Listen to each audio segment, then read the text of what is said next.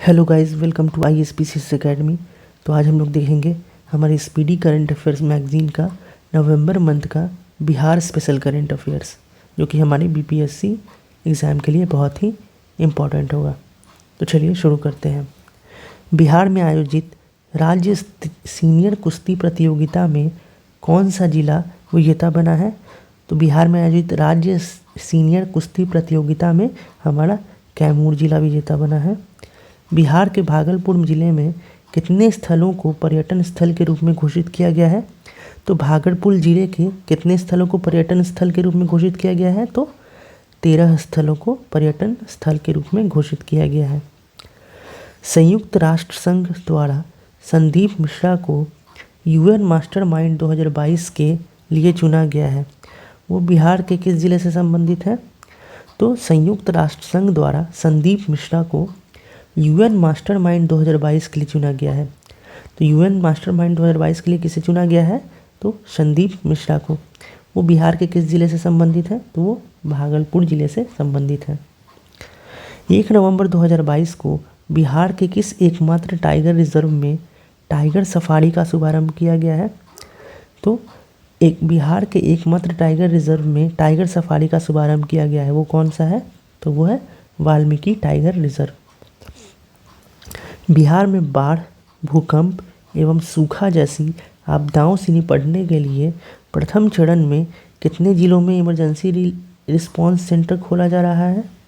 तो बिहार में emergency response centre खोला जा रहा है। तो ये कितने जिलों में खोला जा रहा है? जो कि बाढ़, भूकंप और सूखा जैसी आपदाओं से निपटने के लिए खोला जा रहा है। तो ये 15 जिलों में खोला जा रहा है।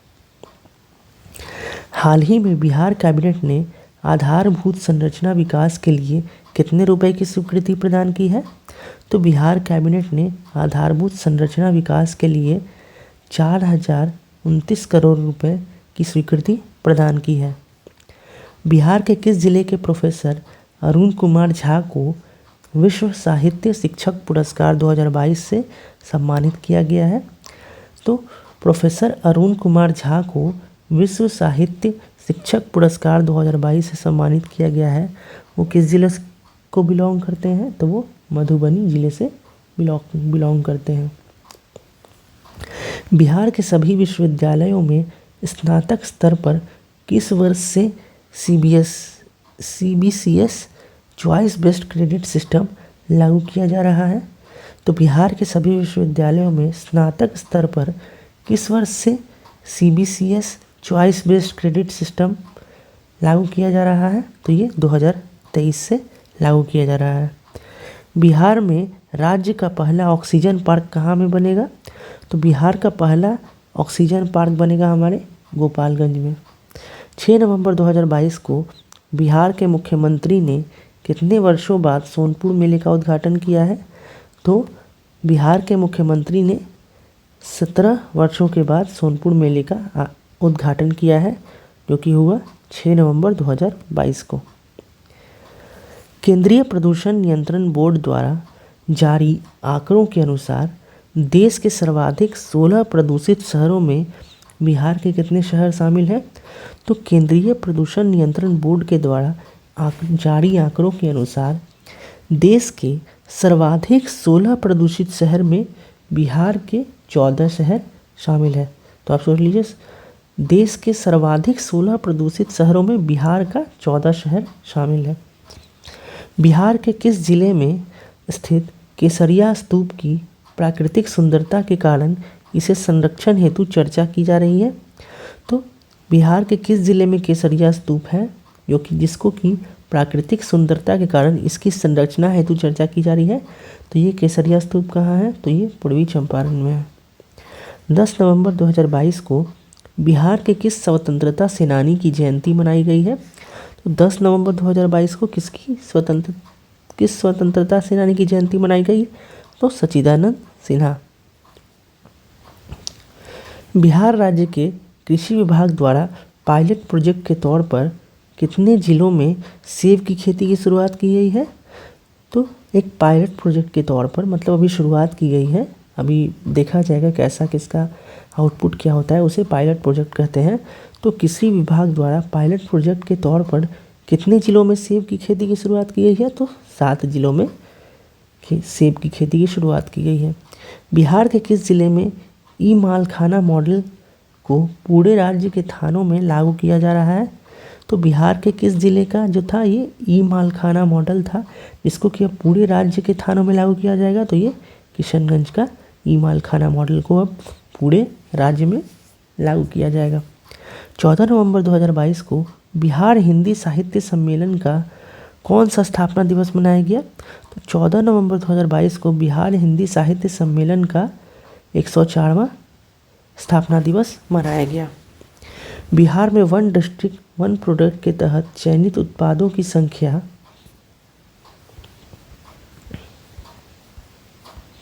बढ़कर कितनी हो गई है? तो one district one product Bihar में जो चयनित प्रोडक्ट्स हैं उनकी संख्या हो गई है 55। दक्षिण बिहार के प्राकृतिक वनों को जल संकट से बचाने के लिए पहले चरण के अंतर्गत किस जिले में गार्डलैंड ट्रेंच का निर्माण किया जाएगा? तो दक्षिण बिहार के प्राकृतिक वनों को जल संकट से बचाने के लिए पहले चरण के अंतर्गत किस जिले में गार्डलैंड ट्रेंच का निर्माण किया जाएगा? तो गार्डलैंड ट्रेंच का निर्माण किया जाएगा बांका, रोहतास और नवादा में, जल संकट से बचाने के लिए वनों को। वर्ष 2022 का श्रीलाल शुक्ल स्मृति इफ़को साहित्य सम्मान किसे दिया जाएगा? तो 2022 का श्रीलाल शुक्ल स्मृति इफ़को साहित्य सम्मान दिया जाएगा कथाकार जयनंदन को, जो कि नवादा को बिलोंग करते हैं। हाल ही में बिहार के भोजपुर जिले के मैथिली साहित्य के किस साहित्यकार का निधन हो गया है? तो भोजपुर जिले के मैथिली साहित्य के साहित्यकार आचार्य सोमदेव जी का निधन हो गया है।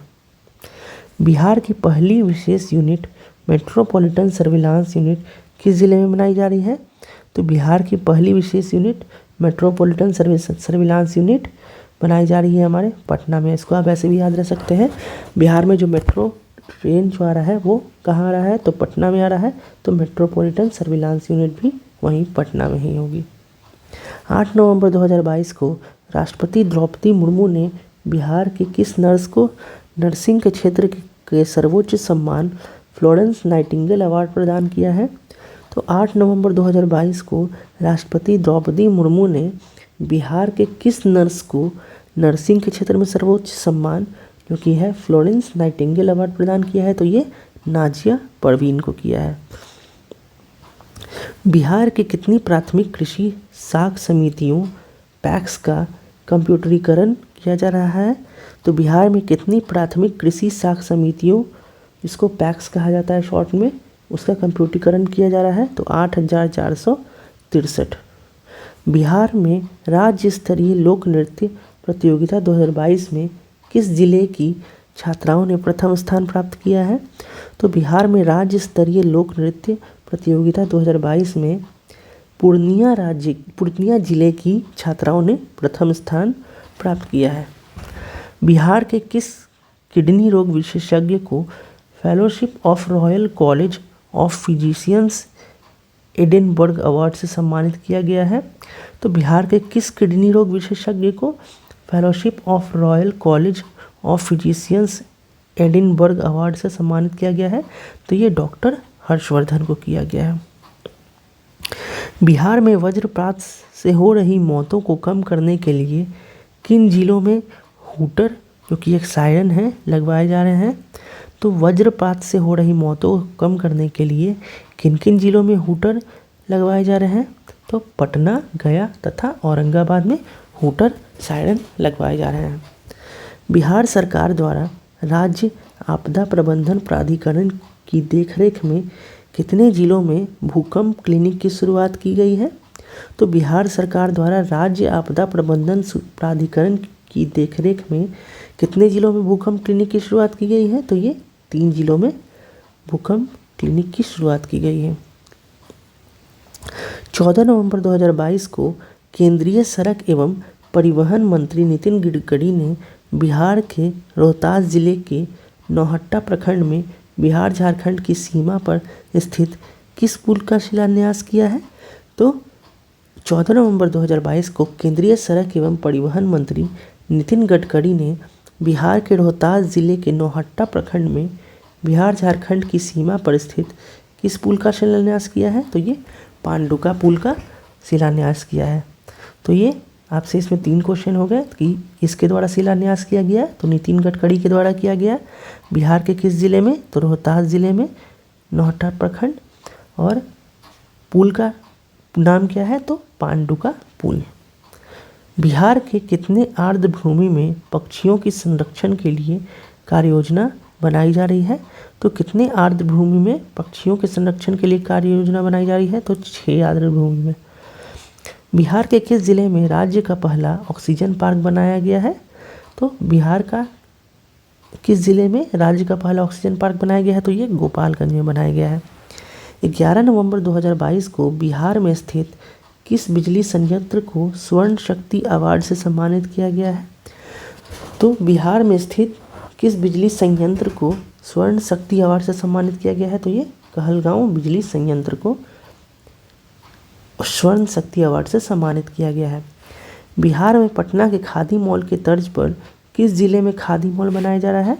तो जो पटना में खादी मॉल बना है उसी के तर्ज पर अब किस जिले में खादी मॉल बनाया जा रहा है? तो ये पूर्णिया और मुजफ्फरपुर में बनाया जा रहा है। आईआईटी पटना के कितने शोधार्थियों को प्रधानमंत्री रिसर्च फेलोशिप से सम्मानित किया गया है? तो आईआईटी पटना के 9 शोधार्थियों को प्रधानमंत्री रिसर्च फेलोशिप से सम्मानित किया गया है।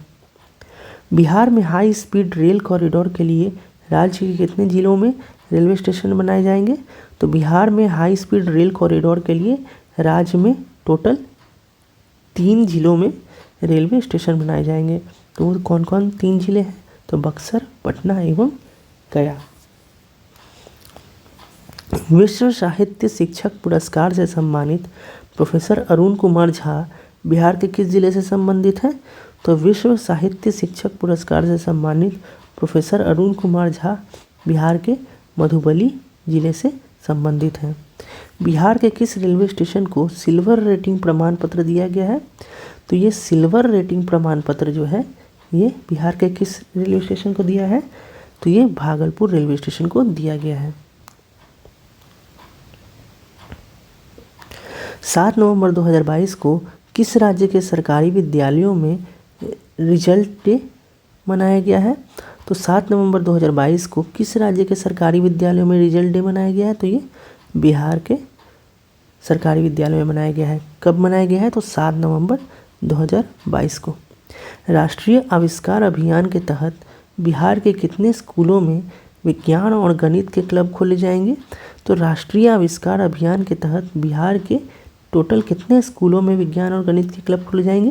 तो ये 75,424 स्कूलों में विज्ञान और गणित के क्लब खोले जाएंगे।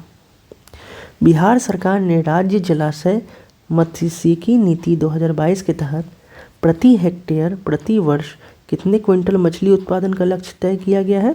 तो बिहार सरकार ने राज्य जलाशय मत्स्यिकी नीति 2022 के तहत प्रति हेक्टेयर प्रति वर्ष 2.5 क्विंटल मछली उत्पादन का लक्ष्य रख दिया है। ब्रिटेन के प्रधानमंत्री ऋषि सुनक की कोर कमेटी में बिहार के किस जिले के प्रज्वल पांडे को शामिल किया गया है? तो ब्रिटेन के प्रधानमंत्री जो कि हमारे बने हैं ऋषि सुनक, उनके कोर कमेटी में बिहार के किस जिले के प्रज्वल पांडे का शामिल किया गया है? तो ये सीवान जिले के।